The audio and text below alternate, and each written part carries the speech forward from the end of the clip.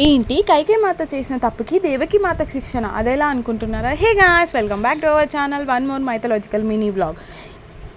దేవకి మాత కృష్ణుని ఇలా అడుగుతుందనమాట. కృష్ణ, నీకెందుకు 14 సంవత్సరాలు పట్టింది నన్ను ఈ బందీకాన నుంచి విముక్తి చేయడానికేనంటే అప్పుడు కృష్ణుడు ఇలా సమాధానం ఇస్తాడనమాట.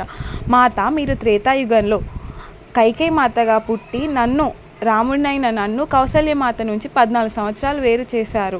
ఆ కర్మఫలమే మీరు ఈ జన్మలో అనుభవిస్తున్నారు. ఈ జన్మలో మీరు నన్ను కన్నతల్లి అయినా కూడా ఆ జన్మలో కౌసల్యమాత ఈ జన్మలో యశోదమ్మలా పుట్టింది. అందుకే నేను ఆవిడ దగ్గరికి వెళ్ళి ఆ 14 సంవత్సరాలను భర్తీ చేశాను. మీరు కర్మఫలాన్ని అనుభవించారు కాబట్టే నేను మీకు దూరం అయ్యాను అని చెప్తాడనమాట. సో దీన్ని బట్టి ఏమర్థమవుతుందంటే దేవుడి తల్లైనా ఎవరైనా కర్మ నుంచి తప్పించుకోలేరు.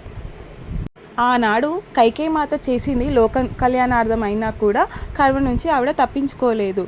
సో ఎవరు కర్మ నుంచి తప్పించుకోలేదని బెస్ట్ ఎగ్జాంపుల్ కృష్ణుడు. ఇలాంటి ఎగ్జాంపుల్స్ ఎన్నో మనకి చెప్పాడు.